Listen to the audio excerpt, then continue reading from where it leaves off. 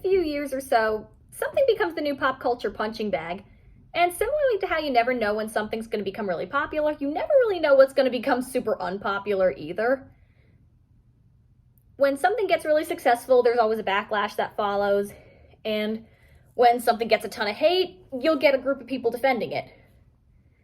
So there's always that ebb and flow with pretty much anything. I also talk about a lot of unpopular stuff on my channel, so I thought I'd do a quick video talking about my experiences and memories with Twilight. And while I usually defend in some capacity stuff that tends to get a lot of backlashes, there's usually some level of, usually a point where I start to think, is this really warranted? Is this really fair? Twilight definitely has a lot of stuff to make fun of. There is a lot of stuff that's terrible in it. But I also feel like enough people, at least that I knew of, either loved it as a guilty pleasure, loved it, knew it was terrible. The fans, a lot of the time, were smarter than we gave them credit for. Were there people who took it too far? Absolutely. I wasn't around it. But that's true of anything that becomes such a phenomenon. I mean, Star Trek fans had the same bad reputation for a while. Star Wars fans have that reputation. That one's interesting. They fluctuate. But that's just a numbers game at a certain point. Okay, I remember when people really started loving the franchise. I remember when people hated it. I remember that ebb and flow. I was generally pretty indifferent to it, but I did indulge in the Twilight jokes because they were kind of funny.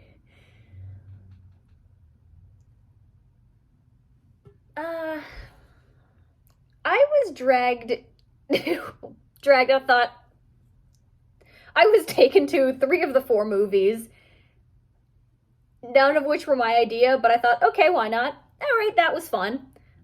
I did appreciate that more and more they did start to have fun with the backlash, and just the franchise, I felt, in the films, towards the end especially, didn't take themselves too seriously and had fun with it.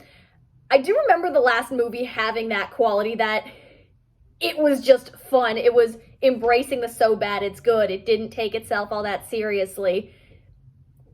So I did have fun with that one. I don't remember too much of the first 2. And generally thought it was just okay. I haven't read the books, and I don't like love triangles at all. I don't care about them. I almost never see them done all that well. So, the shipping, and I'm someone who does get into shipping when I like the relationship. I didn't care enough about it this time. I didn't care about Team Edward, Team Jacob. That I definitely saw a lot of the terrible stuff in there. But it wasn't my thing, so I just avoided it. That was my thing. I don't know what the fans are up to now. I know there are some people who do still enjoy it, and that's awesome. And I still see the occasional still a better love story than Twilight joke, which stopped being funny 10 years ago, but I only see that occasionally.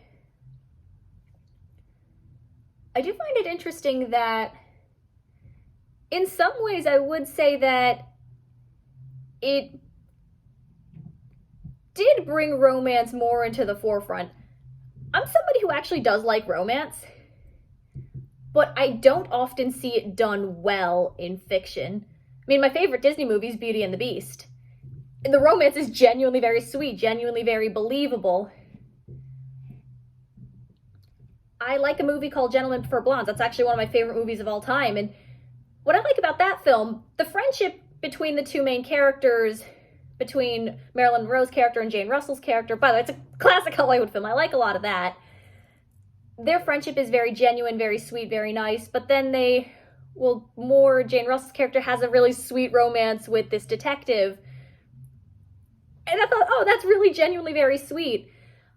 A lot of people this is gonna devolve into a general thought of romance and fiction, general thoughts on that. My thoughts on Twilight: it's dumb. It's not my thing. People like it, that's great. People like to hate watch it, that's great. I did have fun with the last film. I'm probably not going to revisit it anytime soon. But it is interesting thinking about romance and fiction, and a lot of the times it is forced into a lot of films.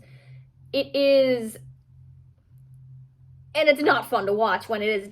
For some reason, films feel like they have to do a romance. No, you don't. You really don't always have to.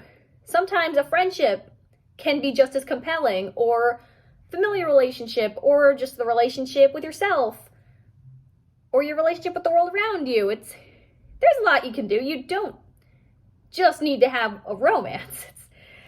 But there was such a long period of time where that was the thing. Every film, a lot of kids' films, a lot of adult films, they all just had to have that romance subplot, which, why?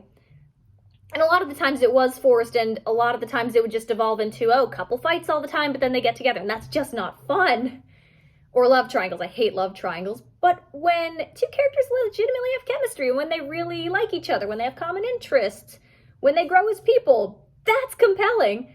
I tend to like watching characters who genuinely like each other. And even shipping, which something I think Twilight came at an interesting time. While shipping was always a thing, and not even when film and television became really popular, even in literature in the 1800s, that was still, fandoms were still very much a thing, just in different forms. And shipping, very much still a thing. I mean, Jane Austen's books and the book Little Women, very much a thing. Yeah. And there's even fan fiction, that stuff. This is just evolving into general romance tropes. It was always a thing. It's just done in a very different way today. I would actually like to see more romance stories that are done in a very unique, very compelling way.